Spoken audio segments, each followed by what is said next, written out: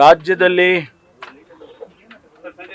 Super El Niño ಪ್ರಯುಕ್ತ ಅತ್ಯಂತ ಭೀಕರವಾದ ಬರಗಾಲವನ್ನು ಎದುರಿಸ್ತಕ್ಕಂಥ ಸಂದರ್ಭ ಬಂದಿದೆ. ಎಲ್ಲ ಜಿಲ್ಲೆಗಳಲ್ಲೂ ಕೂಡ ಈಗಾಗಲೇ ಜಿಲ್ಲಾಧಿಕಾರಿಗಳಿಗೆ ಸೂಚನೆಯನ್ನು ಕೊಟ್ಟಿದ್ದೇವೆ. ಮಾನ್ಯ ಮುಖ್ಯಮಂತ್ರಿಗಳು ಕೂಡ ಸೂಚನೆಯನ್ನು ಕೊಟ್ಟಿದ್ದಾರೆ. ಕುಡಿಯೋ ನೀರಿಗೆ ಎಲ್ಲೆಲ್ಲಿ ಸಮಸ್ಯೆಗಳಿದ್ದಾವೆ ಅದನ್ನು ಬಗೆಹರಿಸಬೇಕು. ಮುಂದಿನ 2 ತಿಂಗಳು ಜನಸಮುದಾಯಕ್ಕೆ ಯಾವುದೇ ರೀತಿಯಲ್ಲಿ ಕುಡಿಯೋ ನೀರಿಗೆ ತೊಂದರೆ ಆಗಬಾರ್ದು ಮತ್ತು ಅವರ ಜೀವನಕ್ಕೆ ತೊಂದರೆ ಆಗಬಾರ್ದು ಅನ್ನೋ ರೀತಿಯಲ್ಲಿ ಈಗಾಗಲೇ ಸೂಚನೆಯನ್ನು ಕೊಟ್ಟಿದ್ದೇವೆ.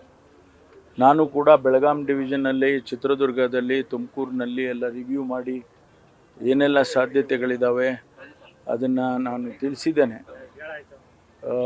ಎಲ್ಲ ರಿಸರ್ವಾಯರ್ಗಳು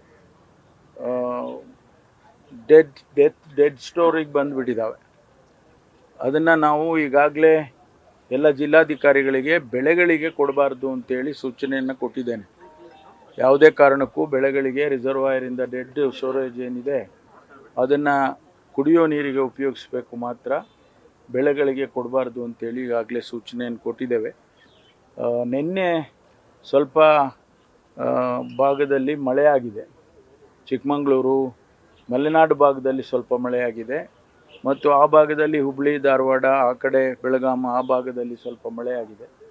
ರಿಸರ್ವಾಯರ್ಗಳಿಗೆ ಈಗ ಸ್ವಲ್ಪ ಒಳ ಹರಿವು ಬರ್ತಾ ಇದೆ. ಇನ್ನೂ ಒಂದು 2-3 ದಿವಸ ಹಾಗೆ ಇದ್ದರೆ, ಮಳೆ ಬಂದರೆ ಸ್ವಲ್ಪ ನೀರಿನ ಮಟ್ಟ ಜಾಸ್ತಿ ಆಗ್ತದೆ. ಈ ಭಾಗದಲ್ಲಿ ಮಲೆನಾಡಿನಲ್ಲಿ ಮಳೆ ಆಗ್ತಾ ಇರೋದ್ರಿಂದ ನಮಗೆ KRSಗೆ ಒಳಹರಿವು ಪ್ರಾರಂಭ ಆಗಿದೆ. ಅದು ಹೇಮಾವತಿ ಇರ್ಬೋದು, KRS ಇರ್ಬೋದು, ಇವೆಲ್ಲ ಸ್ವಲ್ಪ ಮಟ್ಟಿಗಾದರೂ ನಮಗೆ ನೀರು ಬಂದರೆ ಕುಡಿಯೋ ನೀರಿಗೆ ಸಮಸ್ಯೆ ಬಗೆಹರಿಯುತ್ತೆ. ಆನಂತರ ನಾವು ಮುಂದಿನ ಯೋಚನೆ ಮಾಡ್ತೀವಿ ಕಾಮಗಾರಿಗಳ ಬಗ್ಗೆ. ಅದೆಲ್ಲ ಜನ ಗುಳೆ ಹೋಗೋದನ್ನು ನಿಲ್ಲಿಸೋದಕ್ಕೆ ಏನು ಮಾಡಬೇಕು ಅನ್ನೋದನ್ನೆಲ್ಲ ಚರ್ಚೆ ಮಾಡಿ ತೀರ್ಮಾನವನ್ನು ಮಾಡ್ತೇವೆ. ಮಾನ್ಯ ಮುಖ್ಯಮಂತ್ರಿಗಳು ಮತ್ತು ನಾನು ಇವತ್ತು ಬೀದರ್ ಜಿಲ್ಲೆಗೆ ಹೋಗ್ತಿದ್ದೇವೆ. ಅಲ್ಲಿಂದ ನಾಳೆ ಗುಲ್ಬರ್ಗ ಡಿವಿಷನ್ ರಿವ್ಯೂವನ್ನು ಮುಖ್ಯಮಂತ್ರಿಗಳು, ನಾನು ಎಲ್ಲರೂ ಕೂಡ ಮಾಡ್ತೇವೆ.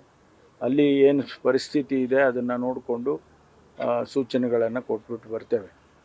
ಕುಡಿಯೋ ನೀರು ಪೂರೈಕೆ ಮತ್ತು ಮೇವು ಪೂರೈಕೆಗೆ ಸಂಬಂಧಪಟ್ಟಂತೆ ಏನು ಆಕ್ಷನ್? ಇಲ್ಲ, ಈಗಾಗಲೇ ಮೇವು ಕಿಟ್ಸನ್ನು ಕೊಡುವಂಥದ್ದನ್ನು ಕೂಡ ಕೊಟ್ಟಿದ್ದೇವೆ. ಎಲ್ಲೆಲ್ಲಿ ಒಂದಿಷ್ಟು ಬೋರ್ವೆಲ್ಗಳು, ನೀರಾವರಿ ಇದೆ ಅಲ್ಲಿ ಬೆಳಿಬೇಕು ಅಂಥೇಳಿ ಆ ಕಿಟ್ಸನ್ನು ಪ್ರತಿ ಸಾರಿ ಬರಗಾಲ ಬಂದ ಸಂದರ್ಭದಲ್ಲಿ ಕೊಡ್ತೇವೆ. ಅದನ್ನು ಅನಿಮಲ್ ಹಸ್ಬೆಂಡ್ರಿ ಡಿಪಾರ್ಟ್ಮೆಂಟಿಗೆ ಈಗಾಗಲೇ ಸೂಚನೆ ಕೊಟ್ಟಿದ್ದೀವಿ. ಅಲ್ಲಿ ಸ್ಥಳೀಯವಾಗಿ ಅವರು ಕೊಡ್ತಾರೆ.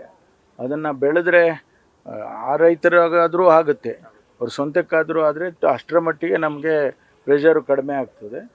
ಮೇವು ಬ್ಯಾಂಕ್ ಮಾಡೋದು, ಗೋಶಾಲೆ ಮಾಡೋದು, ಇದೆಲ್ಲವನ್ನು ಕೂಡ ಅವಶ್ಯಕತೆ ನೋಡ್ಕೊಂಡು ಮಾಡಿ ಅಂತೇಳಿ ಜಿಲ್ಲಾಧಿಕಾರಿಗಳಿಗೆ ಮತ್ತು ಜಿಲ್ಲಾ ಮುಖ್ಯ ಕಾರ್ಯನಿರ್ವಹಣಾಧಿಕಾರಿಗಳಿಗೆ ತಿಳಿಸಿದ್ದೇವೆ.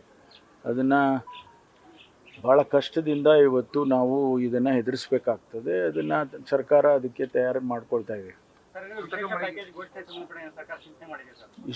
ಇಷ್ಟು ಬೇಗ ಯಾವುದು ಸದ್ಯದಲ್ಲಿ ಇಲ್ಲ. ಕೇಂದ್ರ ಸರ್ಕಾರಕ್ಕೂ ಕೂಡ ನಾವು ವರದಿ ಕೊಡ್ತೇವೆ ಮತ್ತು ನಮಗೆ NDRFನಲ್ಲಿ ಏನು ಹಣ ಕೊಡ್ತಾರೆ ಪ್ರತಿ ವರ್ಷ ಅದನ್ನು ಸ್ವಲ್ಪ ಅಡ್ವಾನ್ಸ್ ಮಾಡಿಕೊಡಿ ಅಂತ ಕೂಡ ನಾವು ಅವರಿಗೆ ಬೇಡಿಕೆಯನ್ನು ಕಳಿಸ್ತೇವೆ. ಸಾಧ್ಯ ಆದರೆ ನಾನೇ ಹೋಗಿ ಗೃಹ ಸಚಿವರಿಗೆ ಭೇಟಿ ಮಾಡಿ ಬರ್ತೇನೆ.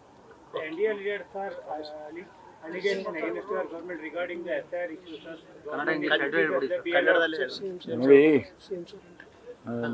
ಅಂದ್ರಂತ CM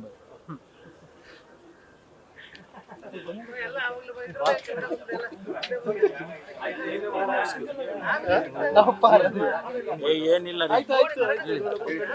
SIR ಬಗ್ಗೆ ಈಗಾಗಲೇ ಏನು ಎಲೆಕ್ಷನ್ ಕಮಿಷನ್ ಅವರು ಸೂಚನೆಗಳು ಕೊಟ್ಟಿದ್ದಾರೆ ಅದರ ಪ್ರಕಾರ ಕೆಲಸ ನಡೀತಾ ಇದೆ. ಅದರಲ್ಲಿ ಯಾವ ಗೊಂದಲಗಳು ಕೂಡ ಇಲ್ಲ. ಏನಾದರೂ ಅವರು ಮಾನಿಟರ್ ಮಾಡ್ತಾರಲ್ವಾ, ಎಲೆಕ್ಷನ್ ಕಮಿಷನ್ ಅವರು ಮಾನಿಟರ್ ಮಾಡ್ತಾರೆ. ಏನಾದರೂ ತಪ್ಪುಗಳಿದ್ರೆ ಅವರು ನೋಡ್ತಾರೆ.